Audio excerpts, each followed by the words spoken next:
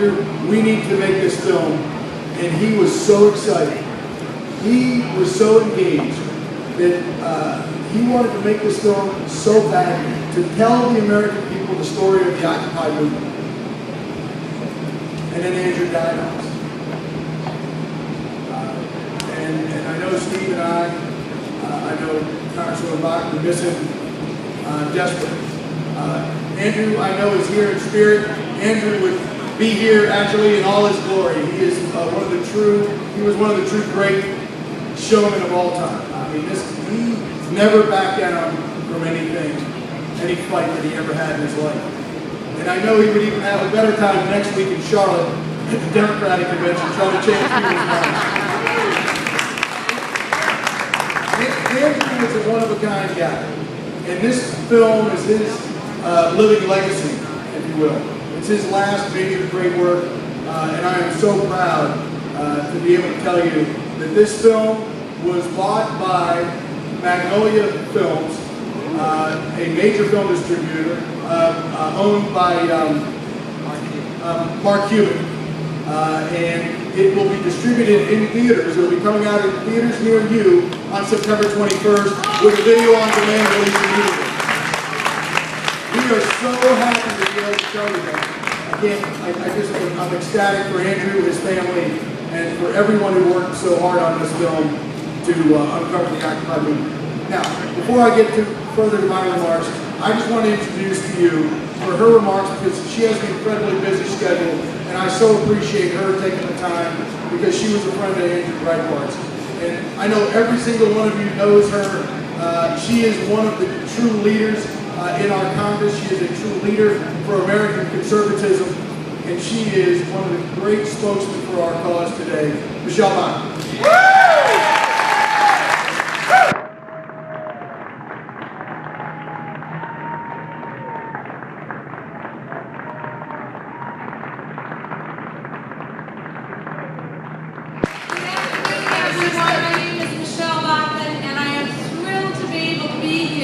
And you know his name is Bossie, and it's because he is the boss. And we love him, we love everything that he's doing, because every one of these movies that he puts out is to tell another piece of the puzzle of the truth of where we are at any given time in our nation and in our culture. And it's with the frame of reference of being unmasked. And that is what the name of this film is today. It's Occupy Unmasked. And as David told you, featured in this film is our very dear friend, Andrew Breitbart. And at Andrew Breitbart's memorial service, I was privileged to be able to speak to that. And I was going to stand up and talk about how privileged I felt to be one of his very best friends. And then as we listened to everyone speak, everyone in that auditorium also said they thought they were Andrew's best friend, because Andrew didn't meet anyone in life who instantly didn't become his best friend. And so when David Bossie said that this is Andrew Breitbart's legacy, Occupy Unmasked, because he was so excited about this, I want to just amplify what David just said. This is his legacy. Because with Andrew, he was a full-on guy. It didn't matter what he did, he was full-on, 110%, and he jumped in with everything that was within him, and he inspired enthusiasm. It's kind of like, if you remember those old Popeye cartoons from years ago, when Popeye would go and he'd open up the top of the spinach can and he'd squeeze it, and the spinach would fly out of that can. That's kind of like Andrew Breitbart with his enthusiasm. He inspires enthusiasm among all of us. And so it isn't just this film, Occupy Unmasked. What Andrew's legacy is a living lifestyle pattern for every one of us that I think all of us have embraced. He decided to be fearless in everything that he did in his life. You'll see that in this film today. It is fearless in unmasking Occupy and talk about what the intents are. But even greater than that is the legacy that Andrew gave to us. It's his example. If you remember at the memorial service for Ronald Reagan, up and said, we have one advantage that Ronald Reagan did not have. We have the benefit of his example of how he lived his life. That's what we have. You'll see that in Occupy Unmasked.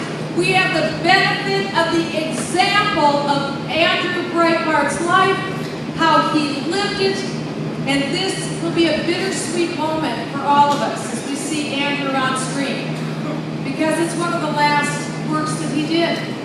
When people pass from this life on to the next, there's always something that they left behind.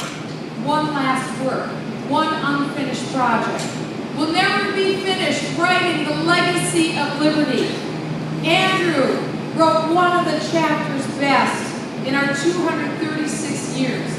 And so what you're going to see is a paragraph of what Andrew has been writing.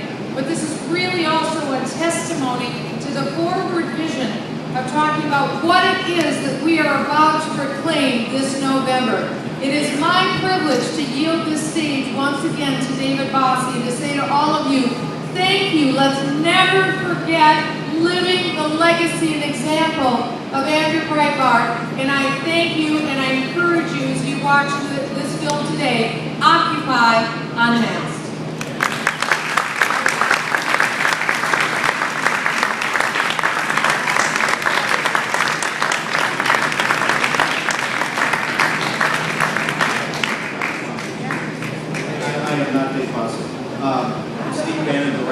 Writer and director of this. I just want to introduce some of the people. I'm going to introduce Larry Solov, who's our CEO of Breitbart, who's going to say a few words about Andrew and the Occupy movement. I also want to introduce, we're going to do Q&A afterwards, so we'll take care of all that, but I want to introduce some people in the film. Lee Stranahan, please stand up. Dan Carmody, is Dan here? He just got up. Coming that way. Carmody's over here. We have Brandon Darby. Hey, Brandon. Anita Moncrief, is Anita here? Where are you, Anita? Anita's in the back. And we have a special guest who's in the film. I want to introduce Medea Benjamin. Medea, can you stand up for a second? Medea, will you?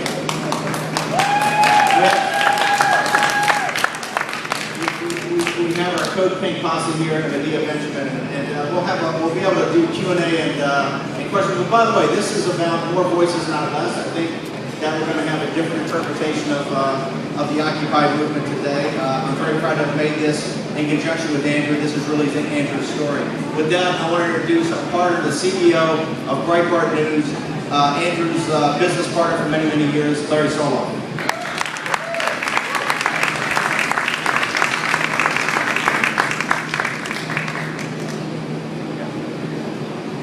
Hi everybody, Larry Solov. Thanks for coming.